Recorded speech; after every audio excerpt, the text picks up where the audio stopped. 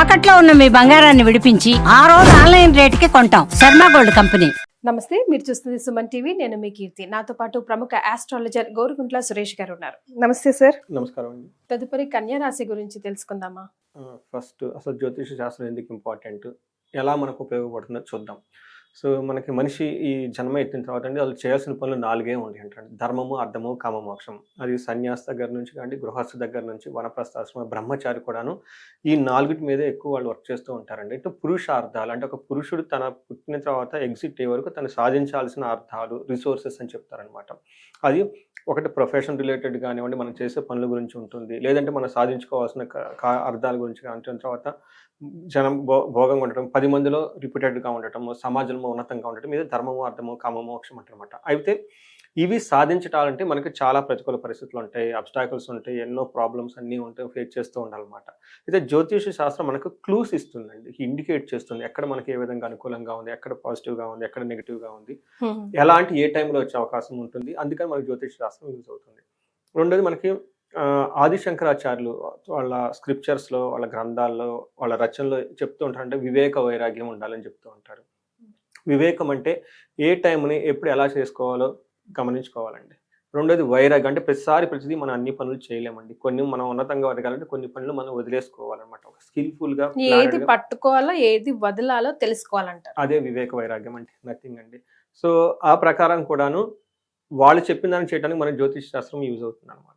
ఒక క్లూస్ ఇస్తుంది అనమాట. ఈ ఏరియాలో పాజిటివ్గా ఉంది, ఎక్కడ నెగిటివ్గా ఉంది, ఎలా అయితే మీకు ఈజీగా గమ్యస్థానం చేరుకుంటారు. ఫైనల్గా బయట యొక్క ముఖ్య ఉద్దేశం ఏంటంటే మనం లైఫ్ శోభాయమానంగా, దివ్యంగా, చక్కగా బ్లిస్ఫుల్గా ఉండాలనే ఉద్దేశంతో మన మహర్షులు ఇచ్చిన జ్ఞానం అండి. అలానే మనకి క్షోభపడుతూ, ఇబ్బందులు పడుతూ లైఫ్ అంటే ఏమిరా దేవుడా అన్నట్లు ఉండుకోకూడదండి. జీవితం మనకి ఇచ్చిన ఒక అద్భుతం. ఈ ఈ ఈ జన్మని మనం సార్థకం చేసుకొని హ్యాపీగా ఉండటమే ఒక పరమార్థం అనమాట. మహర్షులు ఈ జ్ఞానాన్ని మనకి ఇచ్చారు. సో మనం జనవరి మంత్ 2025 కనుక చూసుకుంటే మనం ఇయర్ బిగినింగ్ లో నాకు ఒక చిన్న డౌట్ వచ్చింది. మీకు సిల్లీగా అనిపించిన నా డౌట్ క్లియర్ చేయండి సురేష్ గారు. అంటే మన పోయిన జన్మ, గత జన్మకి సంబంధించిన వాసనతోనే మనం ఈ జన్మ ఎత్తుతాము, అవునా? కరెక్ట్. అంటే ముందే డిసైడ్ అయింది ఈ జన్మలో మనం ఏం చేయాలి, ఏం చేయకూడదు అని చెప్పి. మరి అదంతా ముందే డిసైడ్ అయినప్పుడు గ్రహాలు మనల్ని ఎలా లీడ్ చేస్తాయి? ఏమవుతుందంటే అండి, మనకున్న మెమరీ అప్పటి జన్మ మెమరీ ఇప్పుడు ఉండదు. సో మనం ఇగ్నోరెంట్ గా పుడతాం. మనిషి పుట్టడమే ఇగ్నోరెంట్ గా పుడతాడు అనమాట. సో అక్కడ నుంచి గురువుల దగ్గర జ్ఞానం సంపాదించుకోవాలి. ఏమవుతుంది మన చుట్టూ, నేచర్ మనకి ఎలా అవుతుంది, పీపుల్తో మనకి ఎలా ఉండాలి, ఏది చేయాలి, ఏది చేయకూడదు, స్క్రిప్చర్స్ ద్వారా మళ్ళీ మనం తెలుసుకోవాలన్నమాట. ఆ స్క్రిప్చర్స్ మీరు పోయిన కాలంలో, పోయిన జన్మలో కూడా పాటించుంటారు, ఇప్పుడు పాటించుంటారు. ఆ నాలెడ్జ్ మిమ్మల్ని పాస్ ఆన్ చేయడానికి గురువులు వస్తారండి. ఇందులో భాగమే మనకి బ్రహ్మ మనకి ఇచ్చిన జ్ఞానం ఇది. సో మీకు ఎందుకు వచ్చారని మీకు తెలవదు, యూ ఫర్గాట్ ఇట్. ఇది రిమైండ్ చేస్తారు. సో కన్య రాశి కనుక చూసుకుంటే నంజలకి ఇందులో ఉన్న నక్షత్రాలు చూస్తే ఉత్తర 2, 3, 4 పాదాలు, హస్త 1, 2, 3, 4 పాదాలు, చిత్త 1, 2 పాదాలు. పేరు బలం కనుక మనం చూసుకుంటే వీళ్ళకి టో, పా, పి, పు, షం, నా, టా, పే, పో. ఒకవేళ డేట్ ఆఫ్ బర్త్ లేని వాళ్ళు ఈ అక్షరాలను బట్టి చూసుకోవచ్చు. అవుతుంది. 2 రకాలు ఉంటుందండి. ఎవరికైతే జన్మ జాతకం ఉంది, నక్షత్రం కనుక తెలుసుంటే మనసు యొక్క ఎలాంటి ప్రభావితం చూపిస్తుందో, హౌ వీ ఫీల్ అనేది చెప్తుంది. అది కరెక్ట్ గా ఉంటుంది. పేరు బలం ఎలా ఉంటుందంటే మన చుట్టూ ఉన్న వాళ్ళు మనతో ఎలా ఇంటరాక్ట్ అవుతారని తెలుస్తుంది. సో ఒకటి ఎక్స్టర్నల్ ఫోర్స్ మన మీద ఎలా ఉంది అనేది పేరు బట్టి తెలుస్తుంది.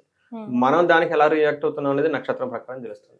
అందుకని 2 ఇంపార్టెంట్ కాబట్టి కొన్నిసార్లు మనం ఫీల్ అయ్యేదానికంటే వేరే వాళ్ళు మనల్ని డిస్టర్బ్ చేసేది కూడా ఎక్కువ ఉంటుంది. అందుకని పేరు బలం అనేది చాలా ఇంపార్టెంట్ అనమాట. సమాజంలో కీర్తి ప్రతిష్టలు ఎలా ఉన్నాయి, మన గురించి ఏమనుకుంటున్నారు, వేరే వాళ్ళు మన గురించి అసలు ఏమనుకుంటున్నారో పేరు బలం అనేది తెలుస్తుంది. సో ఇది మనం కన్య రాశి కనుక చూసుకుంటే ఈ పేరు అక్షరాలు ఇదే సౌండ్తో ఉన్న వాళ్ళు కూడా మనకి కన్య రాశి కింద ఒకసారి చెప్పుకోవాలి. అయితే మనకి గ్రహ స్థితిని పెట్టి కనుక చూసుకుంటే మకర రాశిలోకి 14వ తారీఖు ఎంటర్ అవుతున్నారు. అదే రోజు మనకు సంక్రాంతి పండుగ స్టార్ట్ అవుతుంది, కనుమ స్టార్ట్ అయిపోతుంది. అక్కడ నుంచి మనకి సంక్రాంతి, భోగి, సంక్రాంతి, కనుమ 3 పండుగలు అవుతూ ఉంటాయి అనమాట.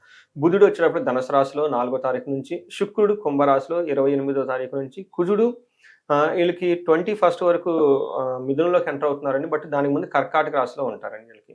సో ఈ గ్రహ స్థితిని బట్టి మనం కనుక చూసుకుంటే మనకి జ్యోతిష శాస్త్రంలో సూక్ష్మ గోచారము, లఘు గోచారం అంటారు. దీని ప్రకారం ఏం చెప్తారంటే మహర్షులు మానహాని, భూలాభం, రాతిభయం, పుత్రలబ్ధిం అని చెప్తూ ఉంటారు. అంటే వీళ్ళకి సమాజంలో అగౌరవం జరిగే సంఘటనలు అయితే అవకాశం ఎక్కువగా ఉంటుంది. కానీ భూమికి సంబంధించి, ఇంటికి సంబంధించిన విషయాలు చాలా లాభం ఉంటుంది. పిల్లలు చాలా చక్కగా హ్యాపీగా ఉంటారు. ఆ, శత్రువుల ద్వారా వాళ్ళు ఇబ్బంది పెట్టే అవకాశం ఎక్కువగా ఉంటుంది. నెక్స్ట్ 15 డేస్ మనోరుజం భూలాభం ధనప్రాప్త్యం విపత్యం అని చెప్తారు. అంటే వీళ్ళకి ఏదో ఒక విషయంలో కొంచెం బాధపడే అవకాశం ఎక్కువగా ఉంటుంది. భూమి ద్వారా అయితే చాలా లాభం ఉంటుంది. ధన ప్రవాహం చాలా బాగుంటుంది. అయితే ధనంతో పాటు కొంచెం ఇబ్బందులు పడే అవకాశం కూడా ఎక్కువగా ఉందనేది మనకి సూక్ష్మంగా చెప్తూ ఉన్నారనమాట. మనకి గోచారం ప్రకారం కనుక చూసుకుంటే 5th హౌస్లో ఉండి వీళ్ళు 11th హౌస్ను చూస్తూ ఉంటారు సూర్యుడు అనమాట. అంటే మనకి లాభస్థానాన్ని, తర్వాత పుత్రులకు సంబంధించిన విషయాలను చూపిస్తూ ఉన్నారు. ఈ కాంబినేషన్ వీళ్ళకి మిక్స్డ్ రిజల్ట్ ఇస్తూ ఉంటారు అనమాట. అంటే సూర్యుడు మనం మంచి అని చెప్పలేం, చెడు అని చెప్పలేం. కొన్ని విషయాల్లో చాలా ఫేవరబుల్గా, కొన్ని విషయాల్లో కొంచెం ఇబ్బందులు పెట్టే విధంగా ఉంటుంది. ఏ విషయాల్లో ఇబ్బందిగా ఉంటుందంటే ఫస్ట్ ఫేవరబుల్గా ఎలా ఉంటుందంటే ఈ టైంలో ధన ప్రవాహం చాలా బాగుంటుంది. సూర్యుడు 11th హౌస్లో చూడటం వల్ల ప్రతిదీ చేసినా లాభప్రదంగా ఉంటుంది. ధన ప్రవాహం బాగుంటుంది. అయితే సూర్యుడు 5th హౌస్లో ఉండటం వల్ల ఏమవుతుందంటేనండి బుద్ధి చాంచల్యం ఆప్నోతి అని చెప్తూ ఉంటారు. అంతేకాదు సుహృ త్వేషయ ధన వ్యయం మనస్తాపం దేహాలస్యం అని చెప్తుంటే శారీరకంగా చాలా లేజీగా ఉంటారు. ఓకే, ఆ తర్వాత ఏమంటారంటే సోమర్తనం అనుకుంటారు. హృదయంలో అనవసరంగా దిగులు పడుతూ కూర్చుంటారు. వీళ్ళకి స్నేహితుల వల్ల ఇబ్బందులు పడే అవకాశం ఎక్కువగా ఉంది. రాంగ్ డెసిషన్ తీసుకునే అవకాశం ఎక్కువగా ఉంది. ఎందుకంటే 5th హౌస్ వచ్చేటప్పుడు హై ఇంటెలెక్చువల్ ఎబిలిటీ అనమాట. మనకి హైయర్ లెవెల్ నాలెడ్జ్ అంటారు, ఇంటలెక్చువల్ నాలెడ్జ్ అంటారు కదా, అక్కడ సూర్యుడు ఉండటం వల్ల ఆ జ్ఞానం వీళ్ళకి పనిచేయదు, చెయ్యదు. ఈ టైంలో రాంగ్ డిసిషన్ తీసుకునే అవకాశం ఎక్కువగా ఉంది. సో మనకి లోన ఇంట్యూషన్ అంటారు చూసండి, అది వీక్ గా ఉంటుంది. ఇది బాగానే ఉంటుంది, బట్ ఇంటలెక్చువల్ ఎబిలిటీ తగ్గిపోతుంది అన్నమాట. అందుకని రాంగ్ డిసిషన్ తీసుకోవటము, సోమరిగా ఉండటం, ఇది చేస్తే ఎంత లేకపోతే అంట, మనం చేసిన ఇన్ని కష్టాలను పడుకొని ఉంటాను, ఏం చేద్దాం అన్నట్లు ఈ నెగటివ్ గా వెళ్ళిపోతుంది. అయితే ఈ విషయాన్ని కొంచెం గమనించుకుంటే మిగతా అన్ని విషయాల్లో చాలా బాగుంటుంది. బట్ సూర్యుడు మనకి ఇక్కడ న్యూట్రల్ అని చెప్పుకోవాలి, మంచి చెడు చెడు, బట్ ఇది మన చేతిలో ఉంటుంది. మన స్నేహితులను తెచ్చుకోవటము, తర్వాత మన రాంగ్ డిసిషన్, ఇంపార్టెంట్ డిసిషన్ తీసుకునేటప్పుడు వేరే వాళ్ళ హెల్ప్ తీసుకొని చేయటం, తర్వాత కొంచెం లెథర్జిక్గా ఉండకుండా ఉదయాన్నే లేకపోవటం, యోగా మెడిటేషన్ చేయటం, సూర్య నమస్కారాలు చేస్తే చాలా బాగుంటుంది. మనకి కుజుడు వీళ్ళకి మిక్స్డ్ రిజల్ట్ తీసుకుని వస్తున్నారంటే ఒక రకంగా చాలా మంచి రిజల్ట్ అని చెప్పాలి. ఎలాంటి రిజల్ట్ ఇస్తున్నారంటే వీళ్ళకి 11th హౌస్లో ఉండటం వల్ల ఏమవుతుందంటే వీళ్ళకి కొంచెం మనసుకి హ్యాపీగా ఉండటం, పుణ్యకారాలు చేయటము, 6th హౌస్ని చూడటం వల్ల వివాదరహితంగా ఉండటం, శత్రువులపై ఆధిక్యత ఉండటం, అనుకున్న పనులన్నీ అనుకున్న విధంగా పూర్తి చేయడం చేస్తూ ఉంటారు. 2nd హౌస్లో ఉండటం వల్ల ధన నష్టం జరిగే అవకాశం ఎక్కువగా ఉంది, అవమానాలు ఎక్కువయ్యే అవకాశం ఎక్కువగా ఉంది, దుర్మార్గుల సహవాసం పెట్టే అవకాశం ఎక్కువగా ఉంది. మనం ఇందాకేమో చెప్పాం కదా లేజీగా ఉంటారు ఫ్రెండ్స్తో అని, సో అది వీళ్ళు కొంచెం నెగిటివ్గా వెళ్ళిపోతుంది. వీళ్ళ మైండ్ వెళ్ళిపోయేసి దుర్మార్గులతో సహవాసం చేయటం, వాళ్ళతో కలిసి కూర్చొని టైం పాస్ చేసేసటం, ఎక్స్పెక్టెడ్ పనులన్నీ చేసేద్దామా, ఏం చేద్దాం అన్నట్టు యాంగిల్ ఎక్కువగా ఉంటారు. కాబట్టి కొంచెం సెలెక్టెడ్గా మంచి ఫ్రెండ్స్తో ఉంటే బాగుంటుంది వీళ్ళు. తర్వాత వీళ్ళకి శుక్రుడు వీళ్ళకి చాలా మంచి ఉపయోగం, బాగా బెనిఫిట్ చేస్తున్నారండి. ఏ విధంగా అంటే వీళ్ళకి 6th హౌస్లో ఉండటం వల్ల 11th హౌస్ని చూడటం వల్ల ఒక రకంగా హస్బెండ్, స్పౌస్ అంటారు కదంటే, హస్బెండ్ కానివ్వండి లేదంటే వైఫ్ ద్వారా చాలా చక్కటి మంచి సపోర్ట్ వస్తుందండి. ఈ టైంలో సపోర్ట్ వచ్చేస్తుంది. వాళ్ళిద్దరు కలిసి చాలా అన్యాయంగా ఉంటారు, హ్యాపీగా ఉంటారు. తర్వాత ఈ టైంలో శుభ కార్యాలకు సంబంధించి ఎక్కువ ఖర్చు పెడతారు. గుళ్ళు తిరగటం, గోపురాలు తిరగటం, పండగలు చేయటం, వీటికి సంబంధించి చాలా ఖర్చు ఎక్కువ పెడతారని చెప్పుకోవాలి. సో ఒక రకంగా చెప్పాలంటే చాలా బాగుందని చెప్పుకోవాలి. అయితే కొన్ని విషయాలు కేర్ఫుల్గా ఉండాలి. కుటుంబంలో వివాదాలు రావటం, వృధా ప్రయాణాలు, అనవసరంగా ప్రయాణాలు చేసే అవకాశం ఎక్కువగా ఉంటుంది. వ్యవహారాల్లో చిక్కులు, ఎందుకంటే వీళ్ళు ఇంటలెక్చువల్స్ సరిగ్గా పనిచేయదు, మనం ఇందాక చెప్పుకున్నాం. కాబట్టి వీటన్నిటి కొంచెం గమనించుకొని ప్రొఫెషనల్ రిలేటెడ్ డీలింగ్స్ ఉన్న, ఇంపార్టెంట్ పనులు ఏమైనా ఉన్నా కానీ వేరే వాళ్ళ చేత రివ్యూ చేయించుకొని వాళ్ళ ఒపీనియన్ తీసుకొని వెళ్తే చాలా బాగుంటుంది. మిగతా అన్ని విషయాలు చాలా బాగుందని చెప్పుకోవాలండి. మరి నక్షత్రాల పరంగా కన్యా రాశి వారికి ఎలా ఉంటుందండి?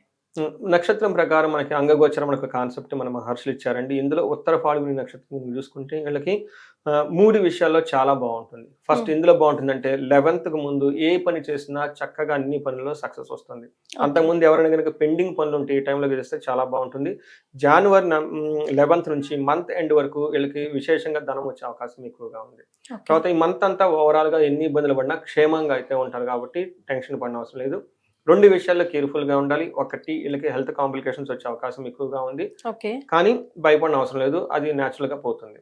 తర్వాత బంధనము, ఏదో ఒక విషయంలో వీళ్ళు బంధించబడినట్లు ఫీలింగ్ ఉంటుంది. అది ముందుకెళ్ళటానికి ఎలా వెళ్తే బాగుంటుంది అని చాలా సతమతం అవుతూ ఉంటారు. ఒక సబ్జెక్ట్ మ్యాటర్ ఎక్స్పర్ట్స్ని కానివ్వండి, ఒక మెంటార్ని కానివ్వండి, ఒక గురువుని కనుక సంప్రదిస్తే వాళ్ళు వీళ్ళకి క్లారిటీ ఇస్తారు.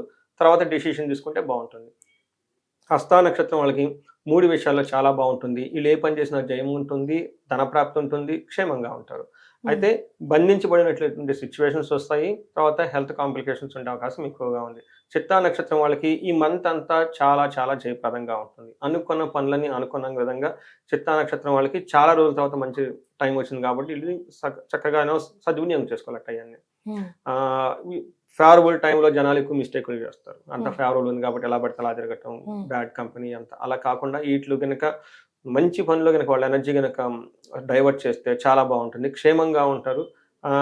భయం పడే సిచ్యువేషన్స్ ఒకటి వచ్చేస్తుంది. వీళ్ళకి కూడాను జనవరి 12 తర్వాత జనవరి ఎండ్ వరకు ఒక సందర్భంలో హెల్త్ విషయం కానివ్వండి, లేదంటే బిజినెస్కి సంబంధించిన విషయాల్లో, లేదంటే శత్రువులకు సంబంధించిన విషయాల్లో అతిగా భయపడే అవకాశం ఎక్కువగా ఉంది. జాగ్రత్త తీసుకుంటే, రెమెడీస్ చేసుకుంటే చాలా బాగుంటుంది. అయితే ఉత్తర ఫాల్గుని వాళ్ళకి హెల్త్ కాంప్లికేషన్స్ వచ్చే అవకాశం ఎక్కువగా ఉంది. హస్త వాళ్ళు రాంగ్ డెసిషన్ తీసుకునే అవకాశం ఎక్కువగా ఉంది. చిత్తా నక్షత్రం వాళ్ళు కూడా రాంగ్ డెసిషన్ తీసుకునే అవకాశం ఎక్కువగా ఉంది. సో ఓవరాల్ గా కనుక చూసుకుంటే ఈ నక్షత్రం వాళ్ళకి స్వయం కృత అపరాధం, వీళ్ళంతా వీళ్ళే మిస్టేకులు చేసుకునే అవకాశం ఎక్కువగా ఉంది కాబట్టి కేర్ఫుల్ గా ఉంటారు. ఈ మంత్ లో శత్రువులకి వీళ్ళకి వీళ్ళే మరి అంతే కదండి. మరి మనమే శత్రువులు అన్నప్పుడు సురేష్ గారు ఏదైనా రెమెడీస్ కూడా వాళ్ళకి సజెస్ట్ చేస్తే మేబీ బయటపడే అవకాశం ఉంటుందేమో. ఒకటి డెసిషన్స్ తీసుకునే ముందు 1-2 సార్లు రివ్యూ చేసుకోవటం అండి. మనం ప్రాక్టికల్గా మన మంత్రాలు గుళ్ళు అవి తిరుగుతాం, బట్ మన లైఫ్ స్టైల్ కూడా ఇంపార్టెంట్. మనం ఏమంటారంటే అండి, స్వ అధ్యాయ అంటారు. మన బ్యూటిఫుల్ టెక్నిక్ ఉంటుంది, మన శాస్త్రంలో చెప్తారు. స్వ అధ్యాయం అంటే మనల్ని మనం ఇంప్రూవ్ చేసుకోవటం. Self study, self awareness is important. So అది ఫస్ట్ కదండి ఇంపార్టెంట్. నేను సరిగా లేకుండా అందరిని అంటే ఉపయోగం ఉంది. అందుకే రాంగ్ డెసిషన్స్ ఎవరు తీసుకుంటారు, మీరు తీసుకుంటారు. కాబట్టి డెసిషన్స్ మీరు తీసుకోకుండా కొంచెం హంబుల్గా ఉండి పెద్దవాళ్ళ దగ్గరికి వెళ్ళేసి ఈ విషయం గమనించుకొని 1-2 సార్లు రివ్యూ తీసుకొని వెళ్ళటం చాలా చాలా ఇంపార్టెంట్. బంధించబడి ఉండే సిచ్యువేషన్స్ ఎక్కువగా ఉంది కాబట్టి సఫోకేట్ అయ్యే సిచ్యువేషన్స్ వచ్చినప్పుడు వీళ్ళు మహన్యాసపూర్వక ఏకాదశి రుద్రాభిషేకం చూపించుకుంటే చక్కగా ఇన్స్టాంట్ రిలీఫ్ వస్తుందండి. నాకు చాలా మంది ఫోన్లు చేస్తుంటారు. వైఫ్ అండ్ హస్బెండ్ బాగా ఫైట్ చేసుకుని క్యూట్గా వెళ్ళిపోతారు, ఇంకా ఒక స్టేజ్కి వెళ్ళిపోతారు. ఇంకా ఆ టైంలో ఇమ్మీడియట్గా ఇదే చెప్తాను నేను, వచ్చేసాము వారు ఇలా చేసేసుకోండి. ఆ తర్వాత 1 వీక్ లో మొత్తం సెటిల్ అయిపోతాం. నా ఫోన్ చేసి సో ఇలా చాలా విషయాలండి. ఏదైనా కనుక చాలా టఫ్ అవుట్ ఆఫ్ మనకి ఏమీ చేసుకోలేము, ఇంకా మన చేతిలో ఏమీ లేదు ఇంకా అనుకున్నప్పుడు ఇది ఇన్స్టాంట్ గా అండి. ఆ తర్వాత వచ్చే సోమవారం కానివ్వండి, తర్వాత వచ్చే అమావాస్య కానీ, మనకి అమావాస్య రోజులు ఇంకా ఎక్కువ ఎనర్జీ ఎక్కువ ఉంటుందండి. లేదంటే మాస శివరాత్రి వస్తుంది. ఈ 3 రోజుల్లో గనక మహన్యాసపూర్వక గనక ఏకాదశి రుద్రాభిషేకం చేయించుకుంటే, ఈ పూజలో ఉన్న విశిష్టత ఏంటంటే రుద్రుడిని ఆవాహనం చేస్తారు వాళ్ళకి. ఆ రుద్ర ఆవాహనం చేసినప్పుడు వాళ్ళే రుద్రులు అయిపోతారు. వాళ్ళు రుద్రత్వం పొంది రుద్ర పూజ వాళ్ళే చేస్తారు. ఆ ఎక్స్పీరియన్స్ గనక వాళ్ళు అయ్యారనుకోండి, అసలు చాలా బాగుంటుంది, అమేజింగ్ రిజల్ట్ ఉంటుంది. సో ఎలాగో అదృష్టవశాత్తు ఇలా ఉండబోతుందని ముందే తెలుసుకుంటున్నారు మీ ద్వారా, కాబట్టి అక్కడ కరెక్ట్ చేసుకుంటే సరిపోతుంది. ముఖ్యంగా వీళ్ళైతే వీళ్ళని వీళ్ళే కరెక్ట్ చేసుకోవాలి, కన్యా రాశి వారు. చాలా సంతోషం అండి, ధన్యవాదాలు. సంతోషం.